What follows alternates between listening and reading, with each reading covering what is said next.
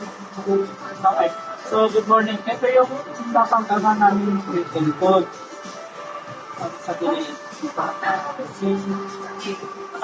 Yung discuss natin is yung mga product. Yung mga new products kasi tayo darating. Yung number one is yung macaron gel pen. Ang code na is 2-630 ang material. So, pag dumating ito, may tanong tayo sa product. Or kung gusto nyo makita yung view ng product na ito, meron nyo sa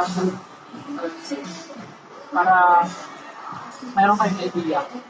Then, meron siyang 10 colors, tapos yung process ng print niya is yung sa image. Tsaka yung source niya o yung material.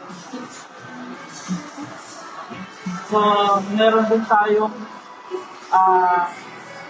brush top na pato. Or yung sun visor with black visor. Ang code niya is 2-00222. Meron siyang color na 6. 6 na colors and 100% cut data. And local source lang siya kaya available siya.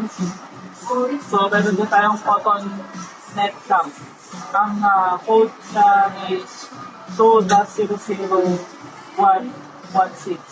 Meron siyang 5 colors and meron siyang 100% cotton twill. Imported twill. Order base. So, marami pa tayong marami pa bagong item. I-share ko na lang yung mga code. Or kung may tanong pa kayo, ikutan nyo yung natin.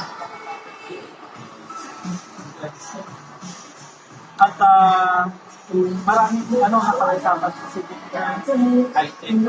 And doon sa, regarding doon sa warehouse, ang in-store replenishment warehouse natin, aware naman kayo na sa South ang stock replenishment natin.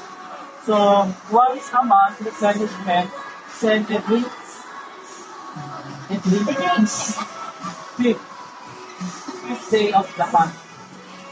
Yung replenishment natin, lahat ng mga stock natin na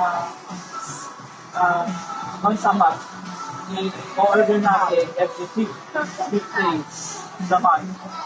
Then yung sa garment replenishment, send by 2 days before. Ito yung mga special order. Dapat, kaya tayo merong expected delivery time.